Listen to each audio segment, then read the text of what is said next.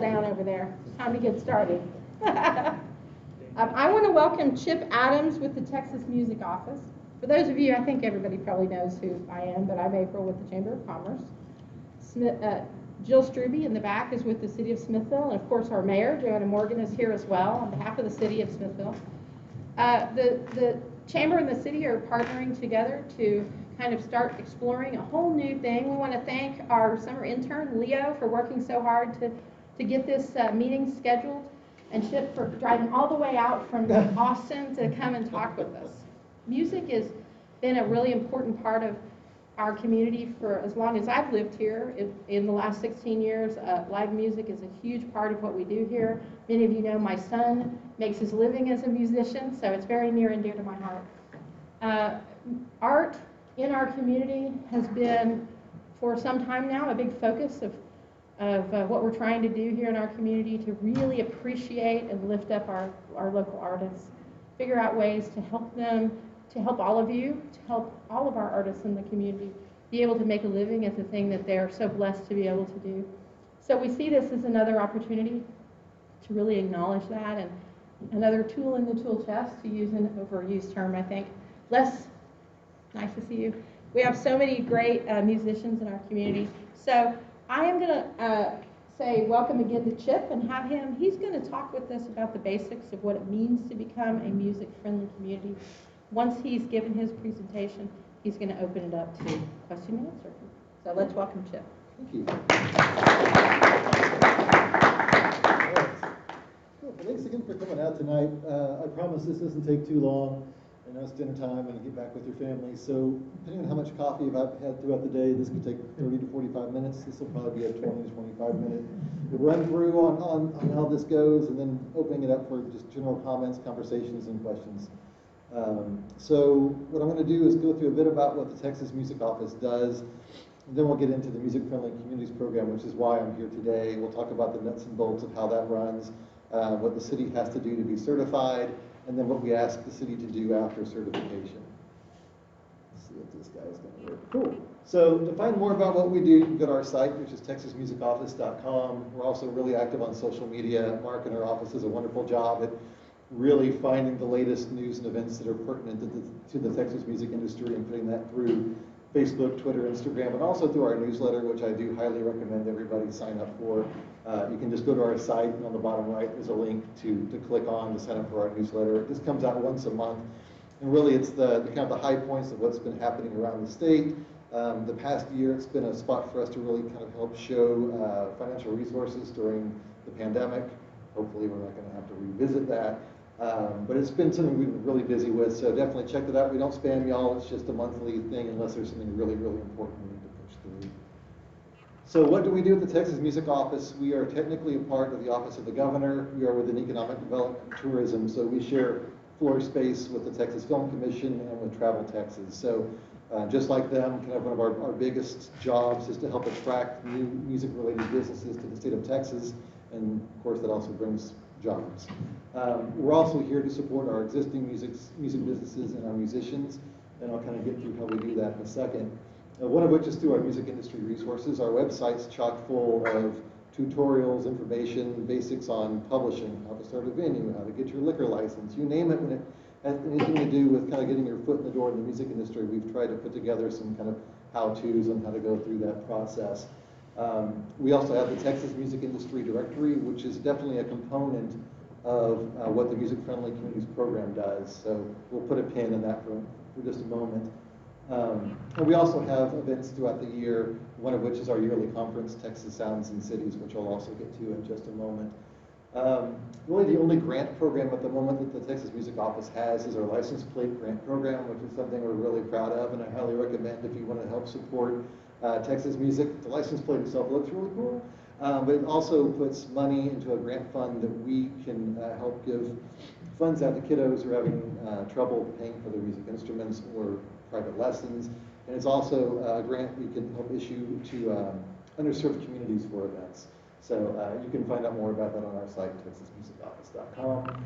And then our Music Friendly Communities Program, which is truly a first of its kind. We're the only state in the country that is working to develop a group of interconnected music cities. No one else is doing this in the country. In fact, I think it's a fun fact that we're the only economic development music office within a state government at all in America. So nothing in California like this, nothing in New York like this, nothing in Nashville doesn't even touch it. So it really shows, I think, the importance that the Texas government understands how important this industry is for our state, and really, the past year has also shown how fragile it can be. So a bit more about what we do. We are a 31-year-old office, so I think a lot of people are just learning about what we do. The TMO, back in its early days, we were just an information resource. The Texas Music Industry Directory 30 years ago was literally a printed yellow pages of Texas music businesses. When our director, Lyndon Anthony, was brought in about 6 years ago, that's when we shifted over to be within the governor's office in economic development. So kind of our duties shifted. We still maintain a directory, but we're also out here helping build this, the Music Friendly Communities program. So helping give our cities a platform to understand this important industry and also find ways to help grow their local music industries. We're a liaison between the musicians and music businesses and state government, and I'll kind of explain a bit more about that in just a minute. My background, I've only worked for the TMO for about 1.5 years. I've done just about everything else you can imagine. I actually started off as a radio DJ in Dallas for like 3 years, bounced out to LA and New York to dive into the music industry. So I've worked for labels, music marketing companies, ended up launching my own label about 11 years ago. And then when this position with the TMO opened up, I jumped on it. Because really for me, one of the biggest things that always drove me was supporting Texas musicians. I was a musician, but I wasn't a great one, so I realized my passion was much better served to help musicians that had a chance of actually having a career doing that. So from my radio days, I had a Texas music radio program that I did once a week on top of my normal nightly duties. And when I was out in New York working for a music marketing company, I was always trying to find Texas labels and Texas bands that could use that extra radio push. So when I could do that in a more stable way through the government and cover the entire state and cover all genres, all musicians, it was such a cool thing that I had to do it. One of the first things I got to learn was really the size, scope, and scale of what the Texas music economy is. You can see in the top paragraph, just the music industry itself in the state accounts for about 100,000 permanent jobs. It's $4.4 billion in annual earnings. And these numbers are based on our most recent economic impact report. We do these every other year, but this one, we actually capped it at the end of 2019. We wanted to run those numbers up to be pre-pandemic to kind of give us a goalpost to hit as we started to reopen. So this kind of shows where we were at before the world turned upside down. What I thought was interesting, though, is you look not just at the direct music industry, but then the ripple effects that has. So all the other businesses that are affected by the music industry, that bounces up to 210,000 permanent jobs and 8.8 billion in earnings. So Texas music is a really, really big business. So this is the boilerplate for our Music Friendly Communities program, and there's no need for me to read that verbatim because we're going to get into that here anyways. But I will say for anybody here today that would like to have this and read through it, I'm happy to share this entire deck.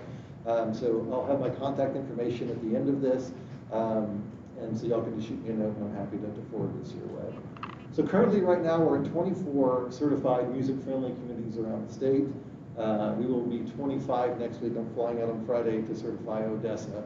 And I think right now we're on track to at least clear 30 cities. To kind of put that growth in perspective, when I started December 2019, we were at 10. So last year we grew. Our kind of goal was to hit 20 in 2020, which we hit. And I think, at least 30, if not 32, 33 probably this year. There's the official list of all of our cities so far. And what I love is, and again, it's just kind of, as you guys travel around the state, especially as musicians, and you learn how different all of our cities are around the state, and that's what makes this such a fun thing. No two Texas cities look alike. Music scenes are entirely different. And so, this program is built to give y'all a platform to build off, and you'll kind of see as I show the steps we require for certification, it's kind of vague, because again, this is not just a one-size-fits-all program for all of our cities. I mean, from Alpine to Fort Worth and everything in between, it's a really wonderful group of very active, involved music communities, and I'll share a few success stories in a moment. So what has become mean to become music friendly.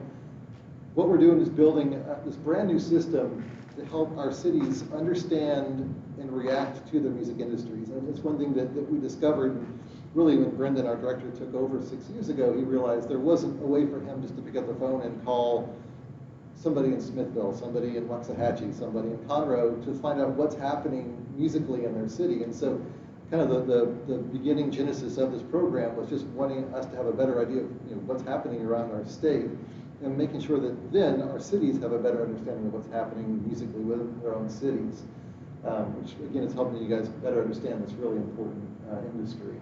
The other side of that is connecting all of our cities together. So we want to make sure our cities are being given opportunities to collaborate together, to share best practices, and also share the good and the bad, what's working but what isn't, so we can all learn together. Because really a connected music industry is going to be a much stronger music industry for the state.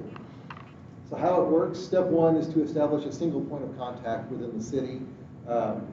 We like this person to be either within city government or empowered by city government. It would make this whole program so much easier if we could just have a volunteer and be like, hey, you're the liaison now. But for consistency, having somebody affiliated with the city makes this much more consistent and reliable.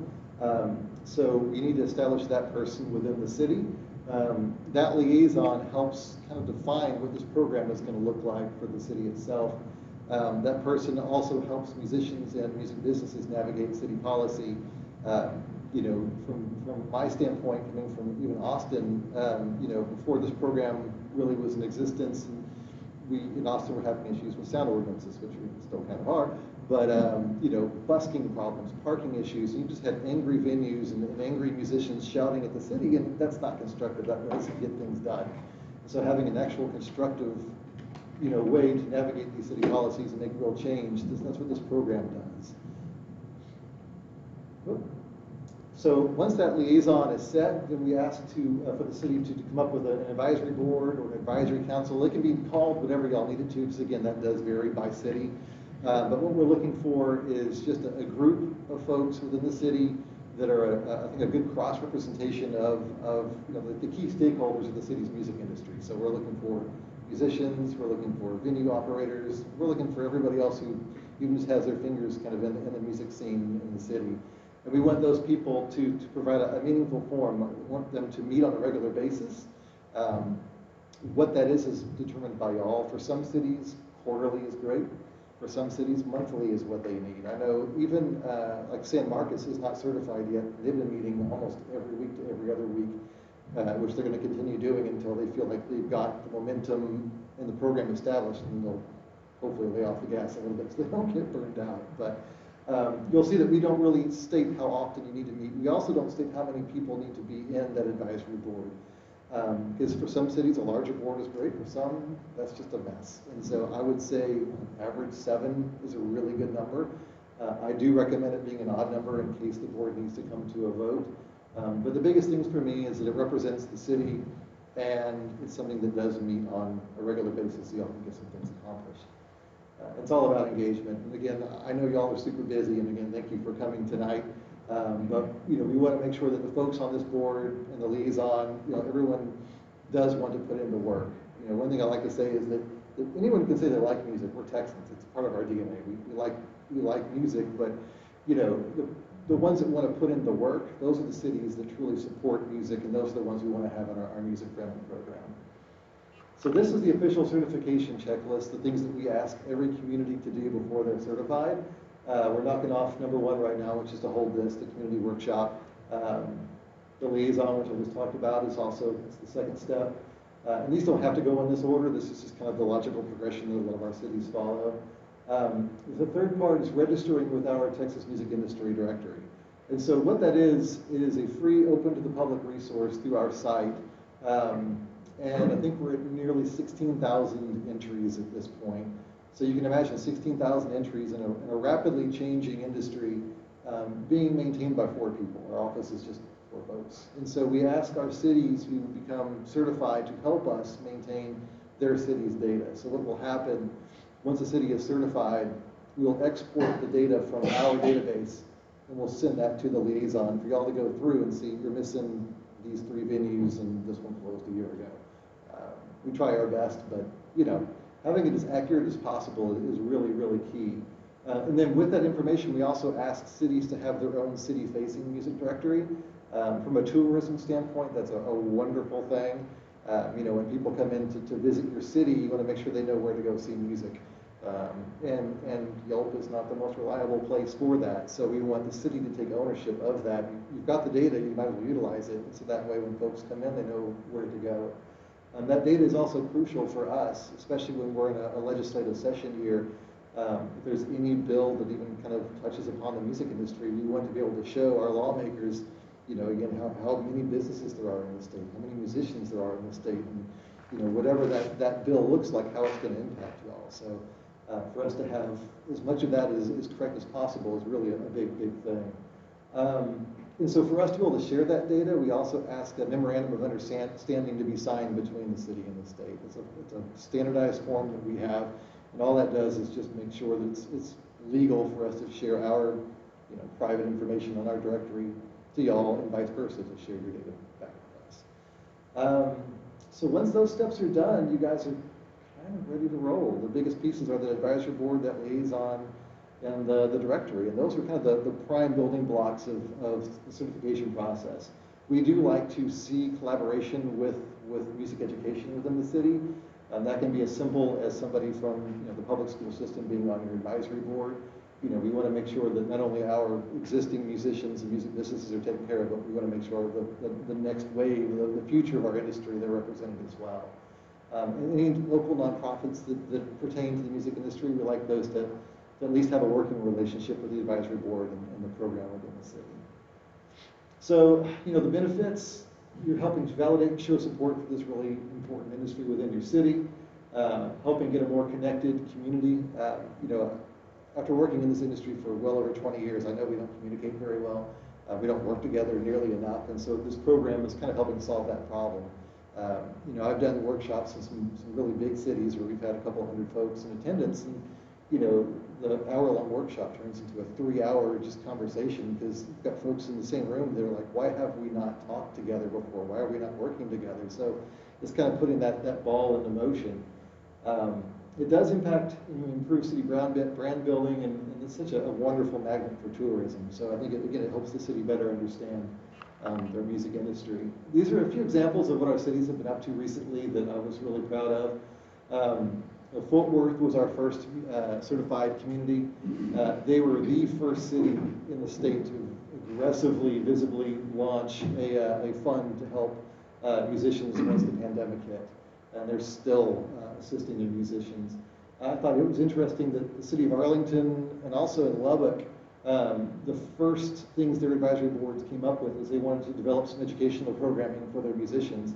I think the pandemic shined a really bright spotlight on, I think, a greater need for some communities to show their musicians how to better market themselves online, how to put together webcasts that are something that are going to keep people's attention span, so it sounds right and it looks right. And so they've been bringing in multimedia folks, marketing folks, booking agents, just to teach their music community kind of best practices and better ways to kind of run their business. So I thought that was a really cool thing to come out of our program.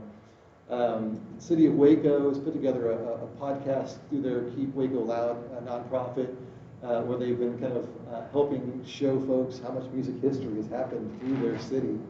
And so City of Conroe actually have just announced a couple of music festivals, which I think is awesome. During the pandemic itself too, with Conroe, while venues were closing in a lot of our cities around the state, Conroe grew several venues. So, once that tourism and that momentum really kicks in, it really shows what it can do for a city.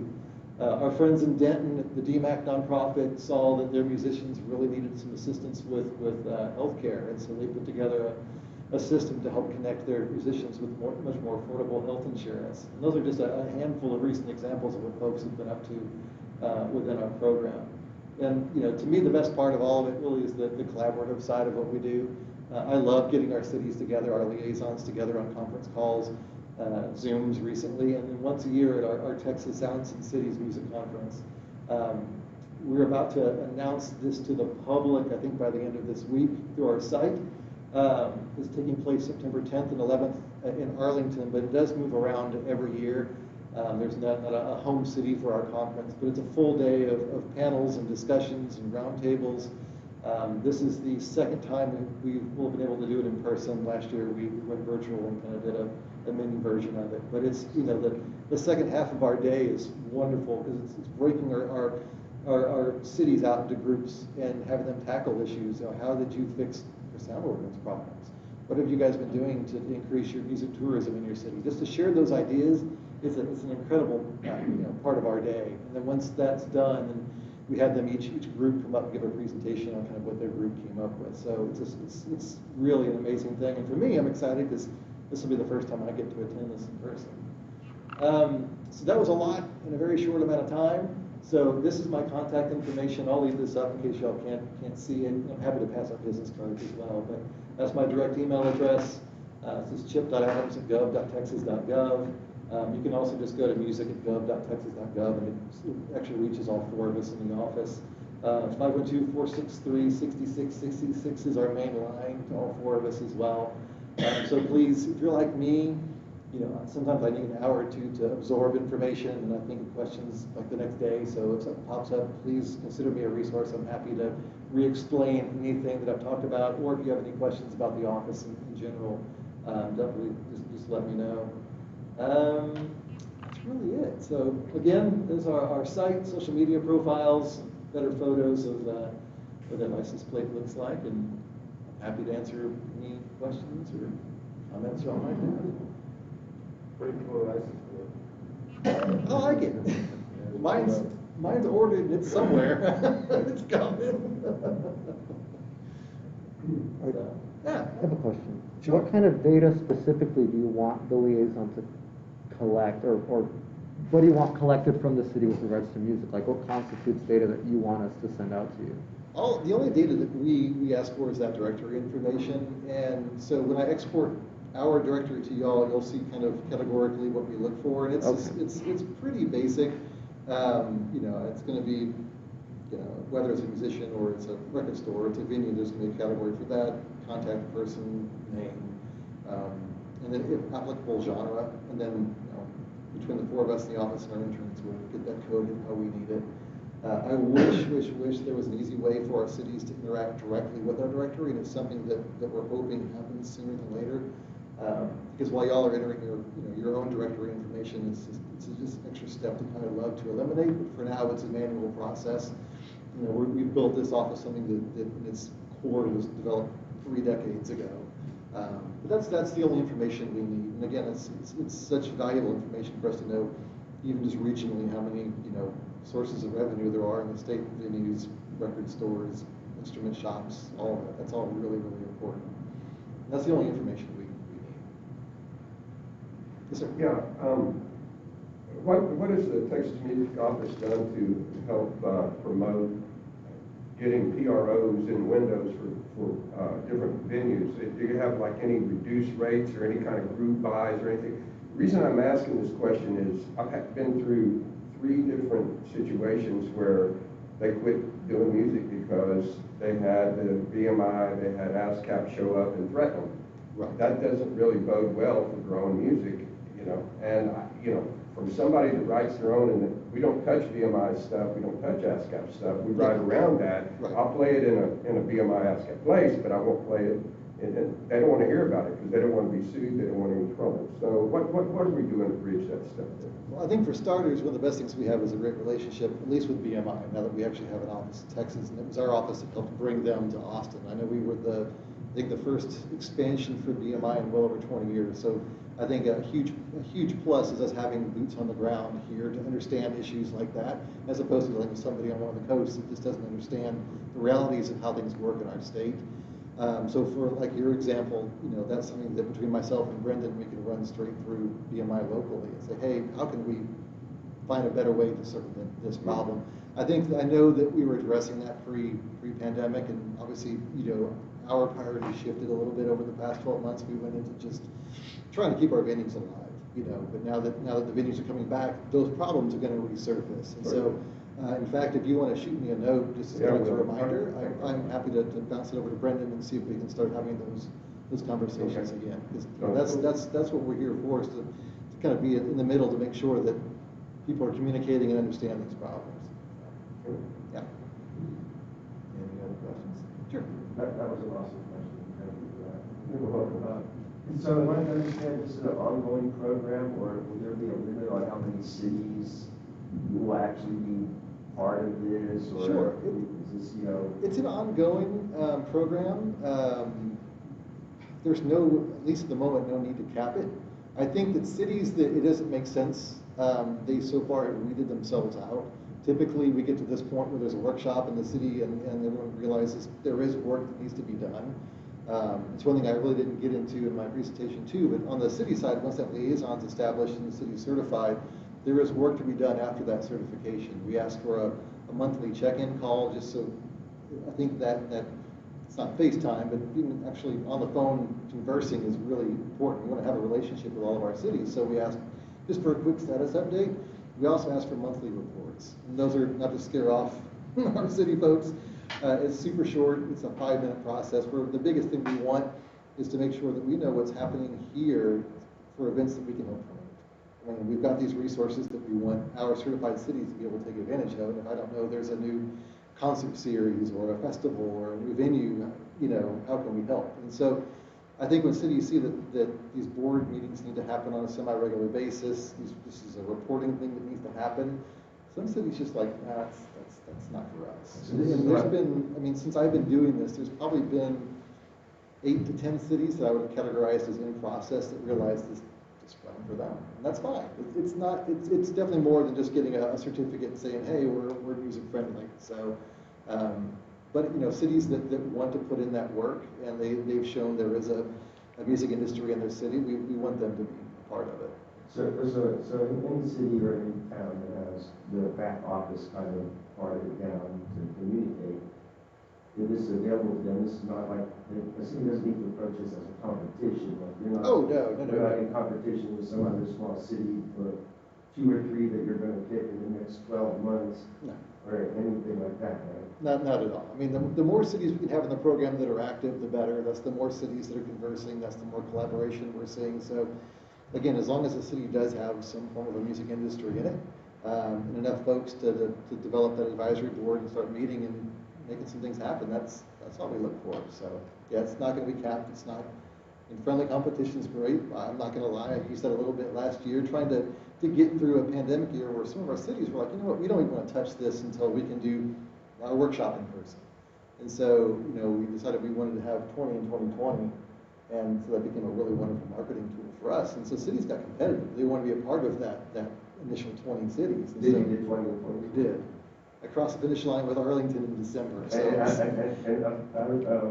What was the close. total number of cities that actually applied? That was it far more than 20? Or? yeah, you know, I'd say again probably 20 to 30% of cities that have come in to at least ask about the process drop off. Some cities have come back, and sometimes it just takes finding that right person within city government to be that cheerleader for the program.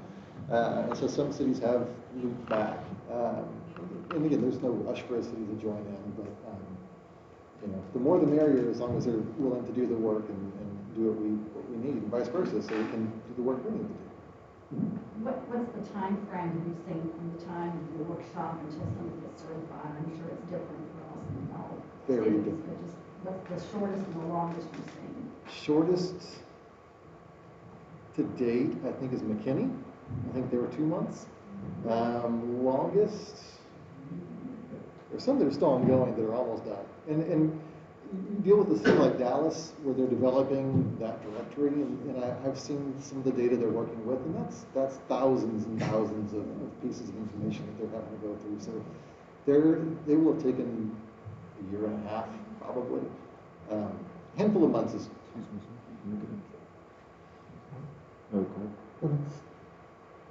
Need a card? Yes, sir. Oh, sure, no problem. I had to go to the restroom, so. Oh, no problem at all. I had to go, so.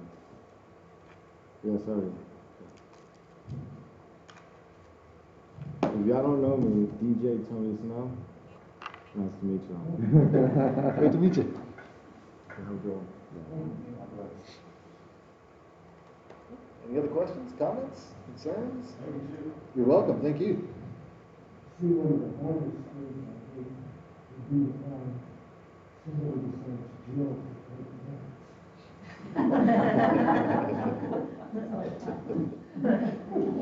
But she's so good. No question about it. You really will. It's being recorded today, so I'm not writing anything down.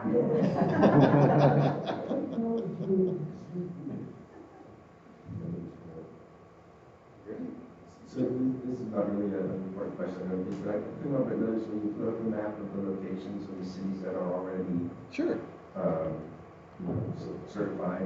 Bounce back it up. Can it, I don't know, I don't know if it's because of demographics or because of the way that Texas has grown, but it seems like there's very few of them south and east of San Antonio. I only see Victoria, is that Victoria there? Yep, yeah. So shouldn't that give Smithville a real good edge for, It will. Need to be represented Yeah. somehow here? There's definitely spots that we're working on. I mean, you can go down towards the coast, and Corpus is one of the first cities that I know before I was hired that was nearing completion, and But I noticed that they're not shown as a certified community. Victoria, yeah, they're not done yet. They still, like I said, some cities take longer than others. So there's a few that have not stalled out, but sometimes there's changes at the city level, and they got to find someone else to kind of, get things rolling. But I can tell you, cities that are almost done. I said, we'll be certifying Odessa next week. We're going to have Port Aransas probably in the next couple of months. Going back to DFW, Grand Prairie is almost done. So I've got about between 12 to 14 cities that are, I think, approaching the finish line. Half a dozen of those are truly nearly done. And a handful of those are just trying to find out what their certification needs to look like. We always like to do some kind of an event, so if we can tie it into some kind of musical, a concert or something, it always makes it fun. But we also do these with city council meetings, and there's no way we have to do it. But yeah, it's growing. It's a lot up and down 35. DFW in Central Texas, we're close to home base. But the first year of the program was a lot of selling the program to cities. Why should we do this? Why should we have extra work when we're already swamped? And now that we've gone through that phase, it's been more cities coming to us. So I'm really hoping we see this map fill out quite a bit more than it has been. Again, by adding 10 to 15 cities a year, it'll look really different by this time next year. Yeah, we thought there was Smithville, we were going to fill in that whole area really nicely. We balance out.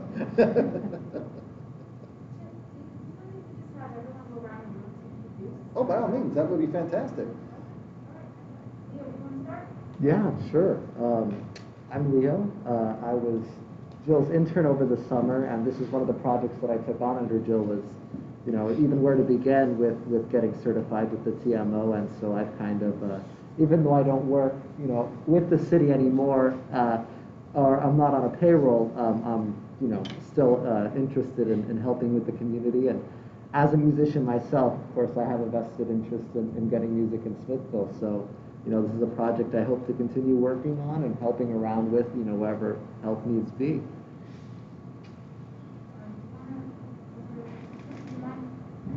Yeah, hello, my name is Austin. Kind of frequent Smithville pretty regularly. Enjoy music, art. See it's a small, musical, art community. And at some point, I hope to be part of something here. Just little venues, or it'd be really awesome to have something big because of the way our community is already kind of closely knit anyway, most of us. That throw something really big that kind of gets everybody involved, or maybe everybody can make a little money and have a good time, something, So like, not necessarily like jamboree, something where we utilize one of our cool little spots, our touristy thing, but like to get the people involved. Maybe have like over there where that big high school or old school is right in the middle of town. Maybe just have some little festival around there where we get all the houses around that area to like maybe take in B&B people, or have chairs in your front yard so people can sit and watch what's going on across the street. That was one thing. I'm an artist myself. I write. Just barely. I've been doing karaoke pretty fast. I know it's not necessarily a form, but these past couple of years or a year to get myself over performance anxiety because I can write songs. I've got thousands of songs, but some of them don't have music to them. So I had to get out and kind of learn the whole process and just basically just become confident. And I'm there now, so I'm here now, and the next steps.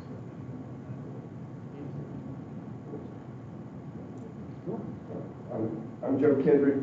I'm a rancher and a musician, singer-songwriter, and de facto leader of a band called Buckshot Boogie Boys. We play around town a little bit, and when we get a gig, and we've been in business doing it for about 6-7 years now. Anyway, yeah, I'd really like to see something like this. Especially on the areas that I know are the pushbacks, which I mentioned earlier. That can really stop a music program really quick. And so I'm looking forward to a success here. Hopefully it will come, and whatever we need, it's going to be great. So thank you for coming out here. My pleasure. Jim Gordon, I just like most of my friends are in one form or another production musicians. So it's been something that I've been in so anything that I can do to import business and export business is where I'm at. That's where I can do it. Thank you. I'm Jerry Winkleman. My wife and I moved here 2 years ago. I'm a farmer and a musician, singer-songwriter, play all kind of music. And as far as it pertains to today, I grew up near Brenham, and I know Brenham recently got on the list as far as one of the communities. And it's really nice. I've always been a small town guy, so it's really nice to move here and still be a small town, but you have that art element to it. And I think that's something, in my opinion, that sets Smithville apart, is that it's still a small town, very small knit, very, still traditional in ways, but able to, bring that art aspect, whether it's music or visual art. So. My name is Adina Lewis, and I'm the Director of Tourism and Economic Development for Bastrop County. So one of the things that I do as a part of my job is promote venues and special events that involve music. I grew up in Smithville. I was actually born on Main Street, and now I live on Main Street again, but I had a 45 years of gap when I was away.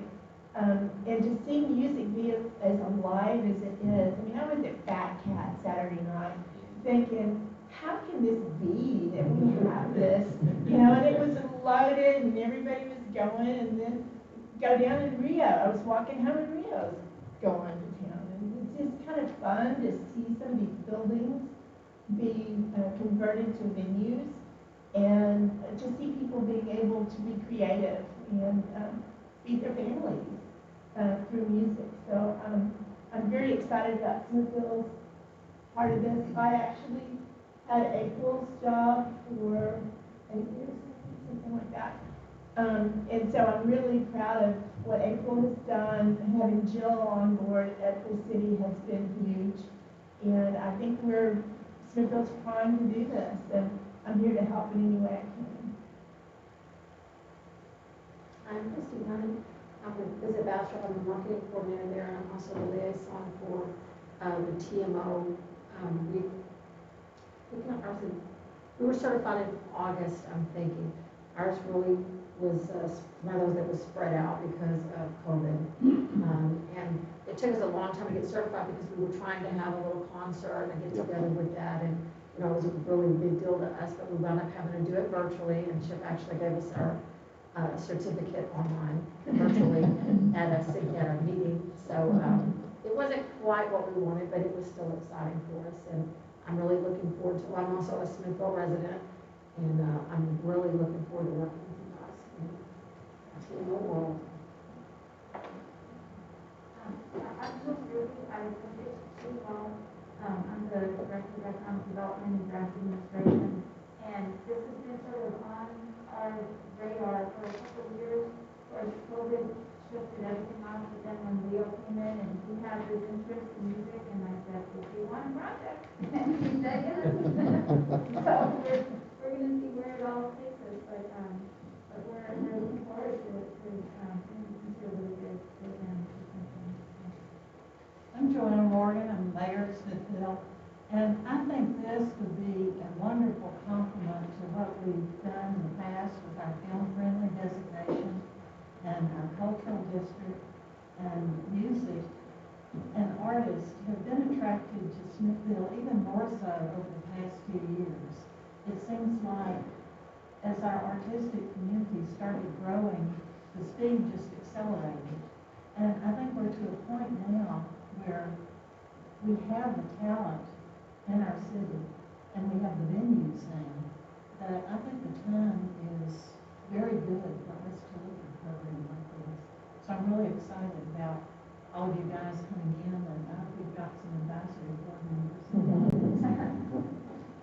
I'm Deb Fleming, and Leo invited me to come. I'm from Austin, but I work at Texas Central Preservation, so I'm all over the state working with small communities with our historic dance halls, trying to keep them alive. And also work with Marcia Ball and her band, and my from Cowtown and that band. And then I own the Little Home, which is a nonprofit in Austin, and we provide funding to help older musicians with their utilities. So I kind of got my hand on one of the things. So, and love small towns, and see them thrive and do interesting creative things. My name is Steve. And I'm a founder of one of the three big Austin production houses. And Smithville has a couple of years now, and 6 years. And the rest of it. As long as you give me every week.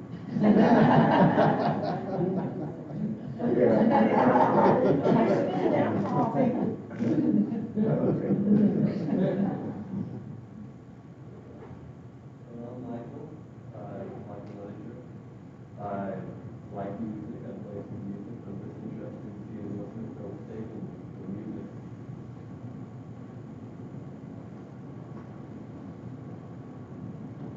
My name is Nestor Warren.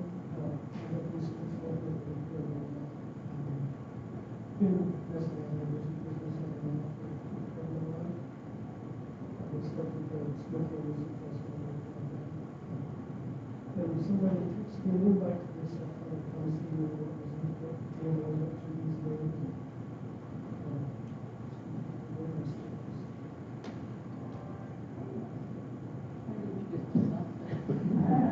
I'm also excited, my husband and I have a community theater here at Playhouse Smithville, so this segues well into that. Live music is, frankly, I think people see more live music than almost any other kind of entertainment, except maybe movies. So I think it's just a perfect fit for little towns like ours. Yes, thank you. Are there any other questions, folks? Jill, is there anything you want to say? I just wanted to thank you all for coming out. I mean, it's, middle of the week kind of evening, like Chip said, if you're not dinner time, we really appreciate you coming out and your enthusiasm and your expertise. And if you want to, I just